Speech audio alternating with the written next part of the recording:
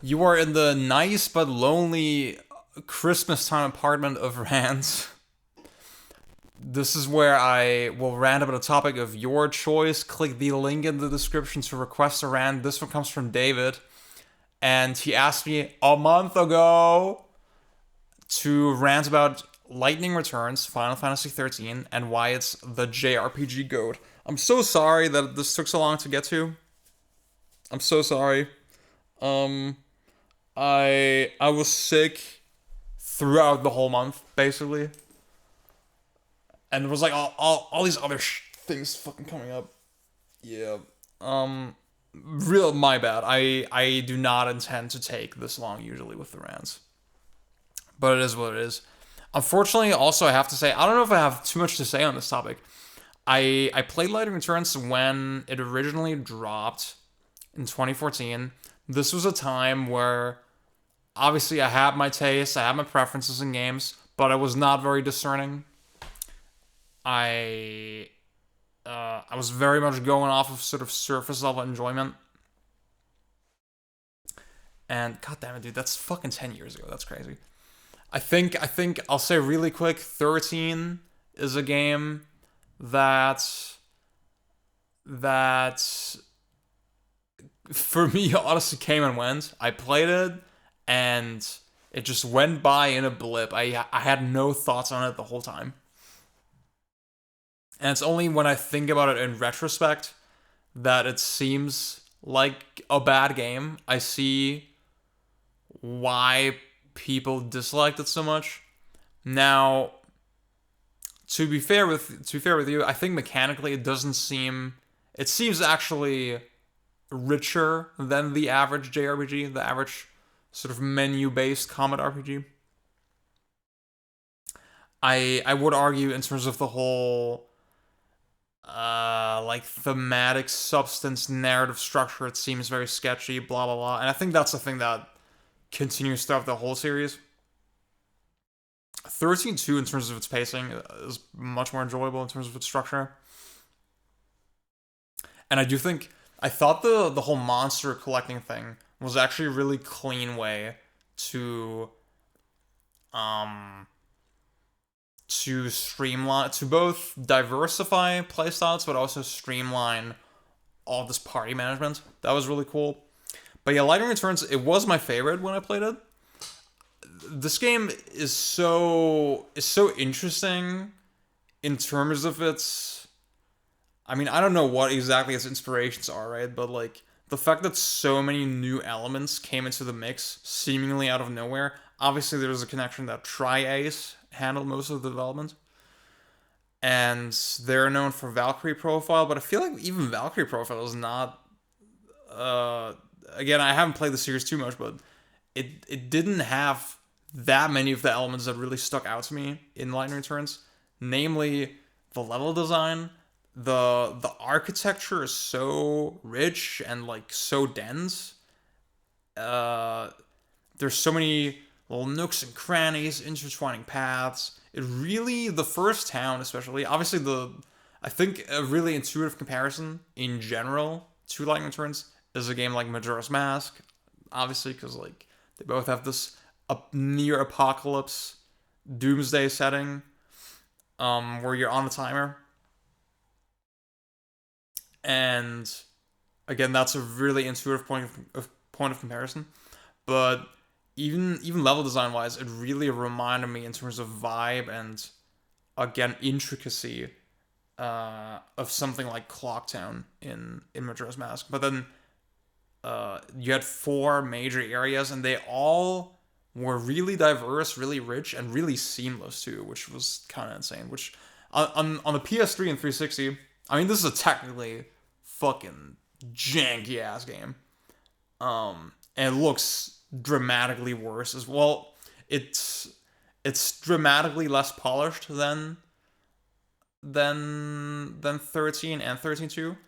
But I think the architecture is still there. The art design is still kind of there. Even if some of the hallways are like a little repetitive, and a little sparser in terms of detail, it still comes through. I really loved exploring in that game, and I think The thing about these time management games, well, even time management is probably a poor way to say it.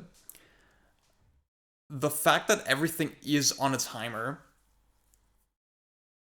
I don't think with Majora's Mask I feel the same. I don't think it necessarily has to mean that you have to be super strategic with how you space your schedule out or how you space different events out.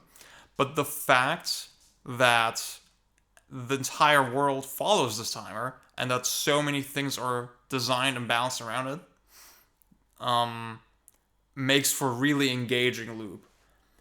I think that Rising also is like one game that scratches that itch for me. And Pikmin as well, right? I think Pikmin is the proto example where I have all these different goals in my head, and I'm routing out the best path to get them all in a really efficient sequence. And like Majora's Mask again, super easy example where I know, okay, I want to go here right now. I know I'll need this amount of time to do that, and then when I'm done with that, this location will be open, so I should probably go there.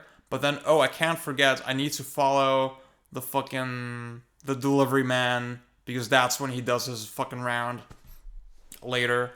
Um, I mean, Majora's Mask is like pretty generous because it's endlessly repeatable. But I think there's still a point to that type of design. There's still, uh, uh, like literally speaking, you don't have to optimize it like that. But it's still enjoyable to do so, and it's still something where, um, by by even creating the opportunity for a world that runs on a timer, there I think there is a much more unique sense of discovery, right? That you would get in compared to a game where everything is just available at all times, right? I think the feeling of I'm moving to this location very consciously at this time to see what changes or what has changed.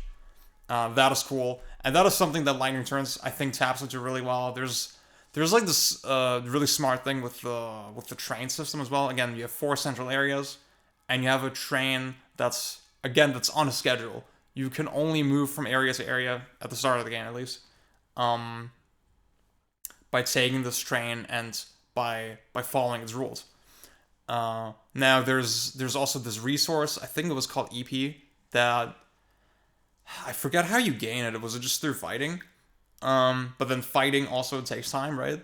You gain this resource, and then that, for example, lets you pause time or teleport. Um, so there's a lot of room to be a little creative with how you structure your day. And I think the fact that it is a genuine 13-day time limit, and I think with such a long game as well, like a relatively long game, where it really feels structured and balanced around. Okay, you're probably going to use most of the days. Like you're probably not going to have that much time left in the end. I think I do remember. I don't think I had to restart, but I came up close to the thing. You know, I didn't have that much more time left. Um, and I think in that sense they were also smart in that they completely got rid of EXP as a concept. Enemies they're worth fighting because they give you like resources, materials that you need for your whole equipment shit. But also the EP stuff that I mentioned. But then you don't have this artificial which I hate in JRPGs, right? This artificial pressure to fight enemies just to get EXP because I don't know if I'll be in the level curve that the game expects, right? Which to me is like such a lame form of challenge. So that's really cool and endearing to me. Instead, progression is mostly handled through side quests, right? You do a side quest or a regular quest, and you get X amount of stats, just hard added to your character. I think that's a much more tangible form of progression than the super ambiguous grind that you see again, like I said, in a lot of JRPGs. Um, like um, assuming I can't see the level of my enemy, which I mean most games you can, but it's sort of arbitrary to figure out, okay, what is the correct level to be at to overcome this challenge. Whereas if I say, okay, if I just do the quests that are sort of organic and natural and like intuitive to do in a normal run and progression, I'll probably be fine, right? I'll probably be able to handle it. Um, I guess the last element of the puzzle is the sort of the equipment system and combat and all that. I thought the whole equipment system was cool. That you had all these different. I mean, the fucking the dollhouse nature of that is a little suspect, right? All the lightning enjoyers. Um, I do think the cloud outfit was really fucking sick. Not gonna lie. The fact that all those costumes have inherent qualities is neat, and then you can structure the rest of the build kind of around that. Mm, and it's sort of like 13.2, where it's this very clean, streamlined system. It's really easy to come up with builds and to swap things out, and you have so much shit available to you at any time. You have three. Um, what the fuck was the name? There's like a name for it. I don't fucking know. Um, you have three builds, costumes, whatever, accessible to you mid combat that you can switch between just with a button press, and it's instant. And then each costume has like four abilities. That's a lot to do with. Mm, the combat itself, I never got super like proficient at it. There's a lot of depth to it that depth is maybe the wrong word, but there's a lot of shit to it that I didn't tap into at all. There's this whole mechanic where you can just hold the attack button and that's fine, and it's sort of like Final Fantasy 15. Lightning will just attack automatically, but then you can tap the attack button every time you connect a hit, and that does like more damage or something for the next hit. Uh, I didn't get into that very much. There's like perfect guarding, blah blah blah. The thing that's sort of strange about this game is that it is a real time game, but there's not really any spacing or any movement. You can move, but it's totally pointless. From what I remember, it's like this very slow strafe. And then as soon as you hold an attack button, melee attacks, the lightning will just zoom to the enemy instantly. Um, and I think there are like hitboxes and stuff. There are hitboxes, but the targeting is so rigid, and I mean, you're usually not fighting too many enemies at a time anyway. It's not there. You can think about it a little bit, but it does seem like mostly a timing game, and which I think makes it sorta. It's sort of a unique blend of sensibilities. It sort of has this like, okay, it's sort of like a menu-based RPG um where I'm just stacking abilities and timing abilities at the right time, or like just thinking about a perfect sequence, but then with a little bit of execution. Um I need to play that shit again, dude, to really remember why it was fun. Uh I think even just the fact, like I said, you don't feel ever coerced into doing a minimum amount of combat. You never have to do that. You can.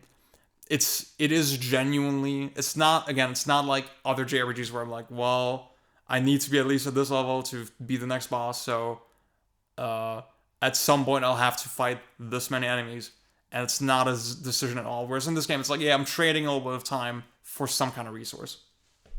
I think that's cool. Yeah, probably good game still. Probably holds up. Maybe, hopefully. I don't know.